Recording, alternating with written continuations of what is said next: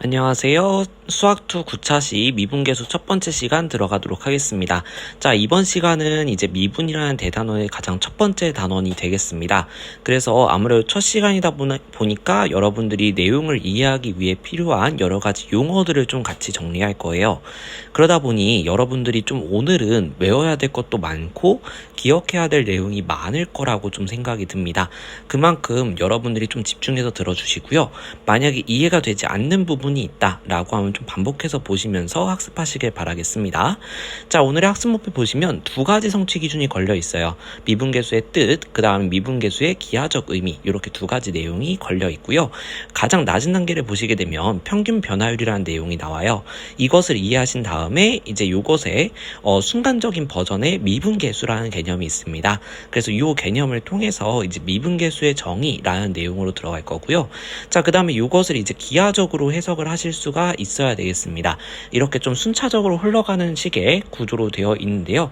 여러분들이 살펴보시면서 A단계까지 정복을 해보시길 바라겠습니다. 자, 그럼 이제 시작해 볼게요. 자, 여러분들은 오늘 세 가지 개념을 좀 배우셔야 됩니다. 먼저 증분이라고 하는 개념과 평균 변화율, 순간 변화율, 이렇게 세 가지 개념 같이 볼 텐데요. 먼저 증분 개념부터 살펴보도록 하겠습니다. 자, 증분이라고 하는 것은 증가된 분량이라는 뜻이에요. 그래서 증가한 분량이라는 뜻이고, 우리가 이전에는 변화량이라고 부르던 양입니다.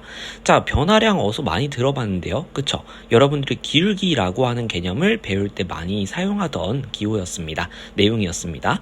자, 그래서 이걸 이제 우리가 기호로 표현을 할 텐데요. 저런 삼각형 비슷한 모양, 델타 기호를 이용해서 표현을 해요. 자, 그래서 x의 증분이라고 하는 것은 우리가 이제 델타 x 이렇게 적을 거고요. 자, 저 델타 x는 무엇을 의미하는 거냐면요. 문제 지금 옆에 그림을 보시면 A에서 B로 변화하는 상황이라고 한다면 X좌표는 A에서 B까지 변화하게 되죠. 자, 그래서 그 변화한 양은 B-A라고 보실 수가 있을 거예요. 그 양을 우리는 델타 X라고 표현하는 겁니다. 자, 그래서 델타 X를 B-A 이렇게 보실 수가 있는 거예요. 자, 그러면 X의 증분이 있었다면 Y도 증가한 분량이 있겠죠? Y의 증분을 볼 텐데요. 델타 Y라고 쓰게 되고요. 마찬가지로 A에서 B로 변화했을 때 Y좌표는 FA에서 FB만큼 변화했기 때문에 Y의 증분 델타 Y는 FB-FA 이렇게 쓰는 게 가능할 겁니다.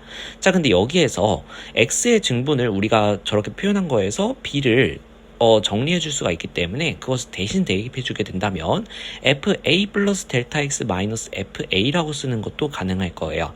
이런 식으로 Y의 증분을 다양하게 표현할 수가 있게 되는데요. 이건 좀 이따가 볼 개념에 다양하게 쓰는데 나오게 될 겁니다. 자, 그 다음 두 번째로 평균 변화율이라는 개념을 살펴볼게요. 평균 변화율이라고 하는 것은 뭐냐면 델타 x, 즉 x의 증분에 대한 y의 증분의 비율이다 라고 정의를 합니다. 다시 말하면 요거는 비율은 분수로 표현이 가능하기 때문에 다시 말하면 요건 델타 x분의 델타 y거든요. 자, 근데 이것을 한글 표현으로 바꿔 써본다면 x의 변화량분의 y의 변화량이라는 뜻이에요. 이거 어디서 많이 들어봤는데? 그쵸, 기울기라는 뜻이죠. 자, 그래서 평균 변화율 이퀄 두 점을 연결하는 선분의 기울기다 라고 생각을 해주시면 되겠습니다. 자, 그래서 저 선분의 기울기를 구하는 것이 곧 평균 변화율이다 라고 생각을 해주시면 되겠습니다. 간단하죠?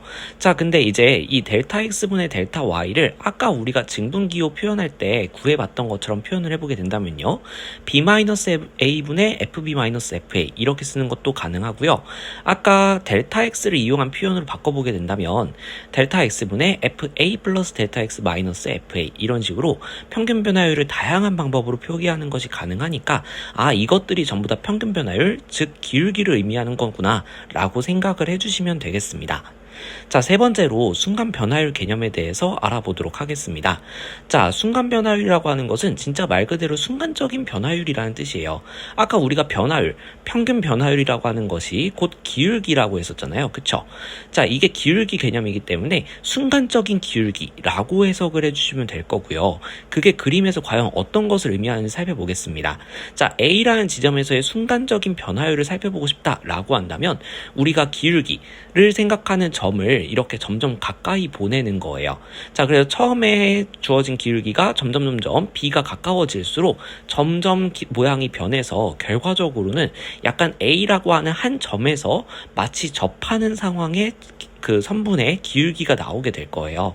자, 이런 식으로 가까워지다 보면 결과적으로 A라는 점에서의 접선의 기울기가 되는 거고요. 이렇게 가까워지는 건 우리가 델타 X가 0에 가까워진다 라고 표현할 수가 있게 되는 거기 때문에요.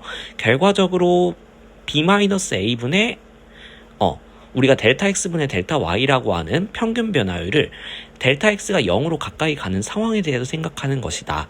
즉 이것을 다시 표현해보면 델타 X가 0으로 갈 때 델타 X분의 FA 플러스 델타 X 마이너스 FA 이렇게 쓸 수가 있게 되겠고요. 이것이 결과적으로 평균 변화율에 델타 X가 가까이 가는 상황이라고 볼 수 있겠고요.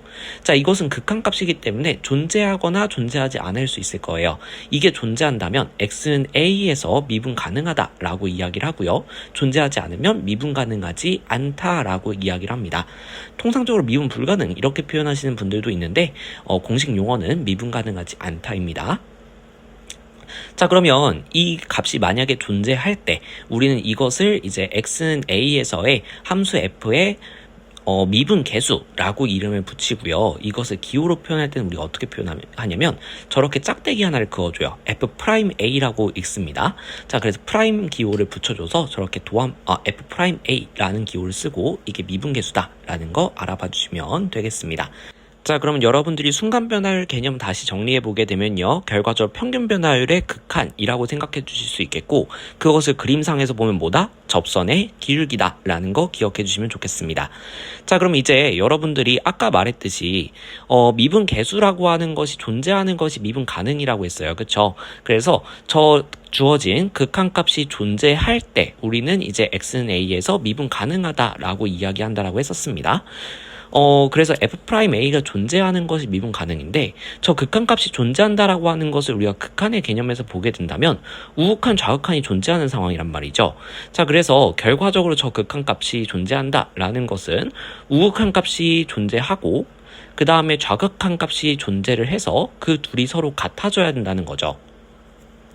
자, 그럼 저것이 미분 계수였는데 좌극한, 우극한이라고 하는 거니까 결과적으로 저 오른쪽에 있는 우극한을 우리는 우미분 계수라고 통상적으로 부르게 되고요. 이제 좌극한을 우리가 통상적으로 좌미분 계수 이렇게 부르게 됩니다. 즉 x는 a에서 미분이 가능하다라고 하는 것은 a에서의 우미분 계수값과 좌미분 계수값이 같다라는 방법으로 판정을 하게 된다라는 거예요. 그래서 이 판정법 잘 기억해 주시면 되겠습니다. 자, 그 다음으로는 미분계수 관계식을 표현하는 세 가지 방법에 대해서 보는 건데요. 사실 어떻게 보면 똑같은 의미예요. 평균 변화율의 극한이라고 생각을 해주시면 되겠는데요. 여기에서 우리가 처음에 평균 변화율의 의미를 생각하면서 1번과 2번은 충분히 봤을 거라고 생각합니다. 자, 근데 여기에서 두 번째 식에서 a 플러스 델타 x라고 하는 게 너무 복잡해 보여서 저거를 한번 x라는 하나의 기호로 치환을 하는 상황을 생각해 보도록 하겠습니다. 자, 그럼 저것을 만약에 치환하게 된다면요. 델타 x가 0으로 갈 때 x라고 하는 것은 a로 간다라고 보실 수 있을 거예요. 그래서 리미트 x가 a로 갈 때 분모에는 델타 x는 x 마이너스 a로 바꿨을 수 있고 자, 그렇다 보면 이제 세 번째 관계식으로 바뀌게 된다라는 것을 생각해 볼 수 있죠. 즉 1번, 2번, 3번은 다 똑같은 표현이다라는 건데요. 여기서 2번과 3번을 자주 쓰게 됩니다. 그리고 저기에 있는 이제 2번과 3번을 자주 쓰게 되는데 2번 공식에서 델타 x라는 기호가 너무 쓰기 귀찮으니까 h라는 기호로 바꾸어서 저렇게 아래에 있는 표현으로도 바꿨습니다. 여기서 주의사항은 분모에 있는 것은 저 f 괄호 안에 있는 것의 차이가 되어야 f'a라는 결론이 나온다는 거예요. 그래서 모양이 저렇게 같아져야만 f'a라는 결론을 낼 수 있다. 마찬가지로 아래 공식 같은 경우에서도 저기에 있는 h의 형태끼리 서로 같아서 이제 차이가 분모에 존재를 하는 모양이 나왔을 때만 f'a라는 결론이 나온다는 거예요. 그렇지 않은 상황을 좀 살펴보도록 하겠습니다. 자, 지금 보시면 분모에는 h가 있지만 괄호의 차이는 2h가 나오는 것을 볼 수가 있어요. 즉 형태가 다른데요. 이게 왜 f'a가 될 수가 없는지 그림을 통해서 설명을 해보도록 하겠습니다. 분모에 있는 h는 지금 x의 증분이거든요. 자, 그러면 저 델타 x가 h의 상황을 분모는 보고 있다는 거예요. 그렇게 된다면 사실 정상적인 분자에서는 fa 플러스 h 마이너스 fa가 나와줘야 됩니다. 근데 지금 상황은 2h죠. 이건 뭐냐면 증분이 2h인 상황을 보고 있다라는 거예요.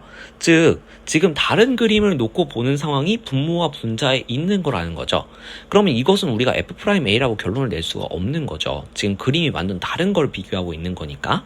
자, 그래서 이걸 맞춰주기 위해서는 저 별표 표시된 위치의 모양이 같아져야지만 우리가 똑같은 그림에서 생각하고 있는 거예요.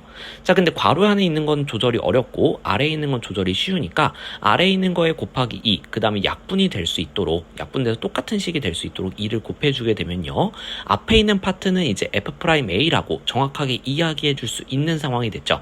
증분 2h인 상황으로 고려를 하는 거니까요. 자, 그래서 저렇게 정리를 해주면 이 f'a라는 결론을 낼 수가 있습니다. 자, 이런 식으로 여러분들이 숫자를 조절해서 미분계수를 이용해서 식을 정리하는 거, 이런 유형이 정말 자주 나오기 때문에 이 유형만큼 여러분들이 꼭 익혀주셔야 되겠습니다. 오늘의 프롤로그 미션 전달하고 마무리 지을게요. 오늘은 탐구 활동입니다. 그래서 저 QR코드를 통해서 들어가셔서 1번부터 5번까지의 과정을 순차적으로 따라가시면서 미분계수의 기하학적 의미를 여러분들이 꼭 이해해 보시길 바라겠습니다. 그리고 활동을 성공적으로 수행하시면 러닝로그 페이지에 이것을 인증해 주시는데요. 맨 뒷장 QR코드에 있어요. 거기로 들어가셔서 인증해 주시면 되겠습니다. 수고하셨습니다.